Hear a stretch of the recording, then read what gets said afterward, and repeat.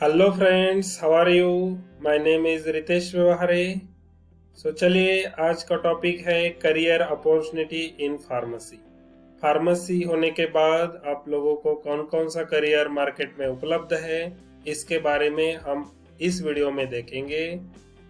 सबसे पहले मेरे आप लोगों की एक विनती है कि अगर अभी तक मेरा चैनल को सब्सक्राइब नहीं किया तो प्लीज सब्सक्राइब कीजिए और ये वीडियो अंत तक देखिए ताकि एक भी करियर अपॉर्चुनिटी मिस ना हो सके।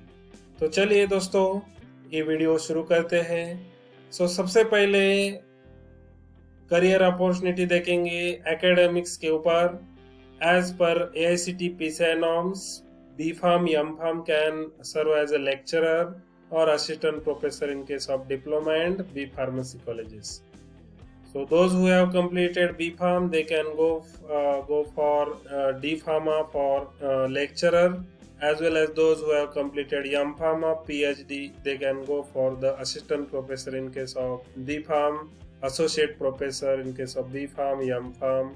So next domain है प्रोडक्शन एंड मैन्युफैक्चरिंग। आप लोगों को तो पता है बी फार्मेसी या एम फार्मेसी होने के बाद बहुत से लोग कंपनी में जाते हैं। फार्मास्यूटिकल कंपनी में बहुत सारे डोमेन रहते हैं, ताकि जैसे कि प्रोडक्शन मैन्युफैक्चरिंग होगा, formulation, R&D research and development department होगा, फॉर्मुलेशन एंड डेवलपमेंट डिपार्टमेंट होगा, quality assurance, quality assurance, quality control department होगा, रेगुलेटरी अफेयर्स डिपार्टमेंट होगा। तो सबसे पहले मेन जो डिपार्टमेंट रहता है इंडस्ट्री का, प्रोडक्शन एंड मैन्युफैक्चरिंग, उसमें बी फार्म एम फार्म लोग करियर कर सकते हैं। अगेन फॉर्मुलेशन डेवलपमेंट जो भी अनदर डिपार्टमेंट है, जो फार्मास्यूटिकल इंडस्ट्री का सबसे इम्पोर्टेंट, जो भी डोज है फॉर्मुलेशन, जैसे कि फार्मास्यूटिकल डोसेज फॉर्म का, वो डिटरमाइन करते हैं, तो उसमें भी करियर कर सकते हैं। इसके बाद क्वालिटी एश्योरेंस, क्वालिटी कंट्रोल, जो भी दवाइयाँ इस कंपनी के अंदर तैयार हो जाती है उसका टेस्टिंग इस डिपार्टमेंट में किया जाता है, तो उसके अंदर भी बहुत सारे आप लोगों को जॉब मिल जाते हैं। तो after B pharmacy, M pharmacy, someone can go for the drug regulatory affairs. Drug regulatory affairs के लिए जा सकता है, तो उसमें बहुत सारे लॉज एंड रेगुलेशंस रहते हैं। और food drug and cosmetic act, जो भी आप लोगों ने पढ़ाया होगा बी फार्मेसी में, या अगर आप एडमिशन लेना चाहते हो तो आप लोग देखेंगे कि ये ड्रग एंड कॉस्मेटिक एक्ट जो भी है उसके अंदर उसके तहत सब कुछ चलता है। तो इसके अंदर भी बहुत सारे जॉब आपको मिलते हैं। उसके बाद रहता है pharmaceutical packaging technology. Pharmaceutical packaging technology में भी बहुत सारे जॉब आपको मिल सकते हैं।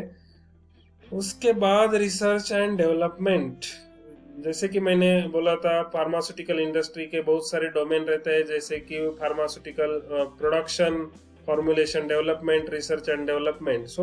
डिस्कवरी ऑफ न्यू ड्रग, जैसे कि नई दवा की खोज करने का काम इस डिपार्टमेंट में चलता है। तो रिसर्च एंड डेवलपमेंट में भी बहुत लोग करियर कर सकते हैं after B pharm as well as M pharm, also PhD holders.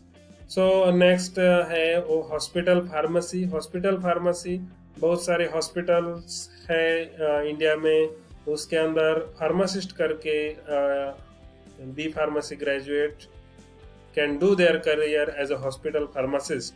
Then community pharmacist, pharmacist can acts as a role in between patients and other healthcare such as doctors.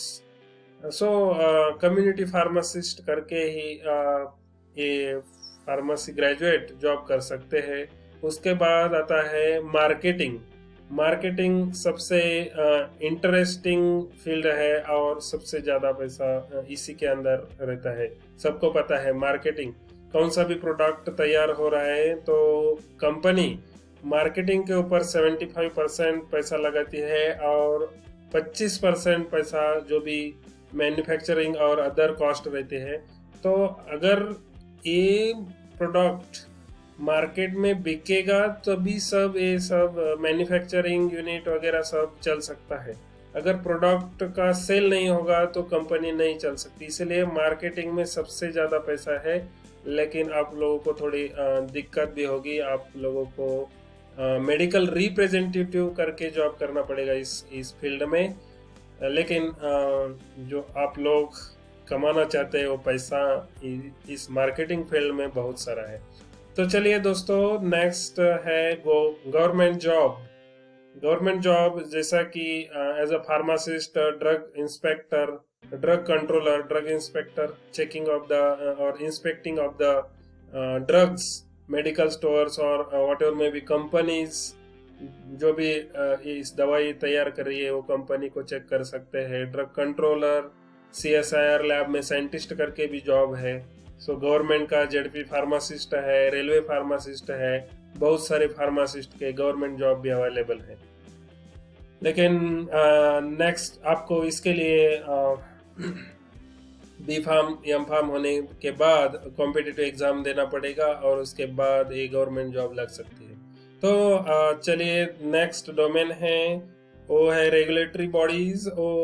हम member of DTA भी, drug technical advisory board, AICT as well as PCI का member भी बन सकते हैं after B pharm as well as M pharm. So next domain जो भी है वो chemist shop, retail and wholesale shop आप लोग खुलवा सकते हैं after B pharm as well as M pharm. D pharm also can open retail as well as wholesale shop as a chemist shop. So next जो भी domain है वो है entrepreneurship. Entrepreneurship means starting of any new company, pharmaceutical company. So pharmaceutical company भी तैयार कर सकते हैं नया, और चैलेंजिंग एरिया में रिसर्च भी कर सकते हैं B pharm M pharm graduate. तो उसके बाद आता है अपॉर्चुनिटी अब्रॉड। अब्रॉड मतलब out of countries, out of India भी जा सकते हैं। उसके लिए कुछ आप लोगों को बी फार्म एम फार्म होने के बाद कुछ एग्जाम्स है वो देना पड़ेगा, और उसके बाद आप लोगों को अब्रॉड में जा सकते हैं, उधर करियर भी कर सकते हैं, अच्छा खासा पैसा भी कमा सकते हैं। तो उसके बाद आता है higher studies. All of you are knowing B pharm M pharm. उसके बाद आप लोग PhD के लिए जा सकते हैं, एनी अदर एडिशनल कोर्सेज करके क्लिनिकल रिसर्च में जा सकते हैं, और अदर अपॉर्चुनिटी में आप लोगों को इधर दिखाई दे रहा है जैसे कि न्यूक्लियर फार्मेसी में और pharmacovigilance, forensic pharmacy as well as armed services. Army में भी जा सकते हैं as a pharmacist. Again medical transcription, coding में भी आप लोगों को बहुत सारे जॉब अवेलेबल है। तो IT फील्ड एमर्जिंग फील्ड है, तो उसमें भी बहुत सारी नेशनल मल्टीनेशनल कंपनी आपको जॉब देने के लिए तैयार है, लेकिन आपके पास स्किल्स होना जरूरी है। तो चलिए, ये है पूरा का पूरा करियर अपॉर्चुनिटी। सो चलिए, thank you very much friends.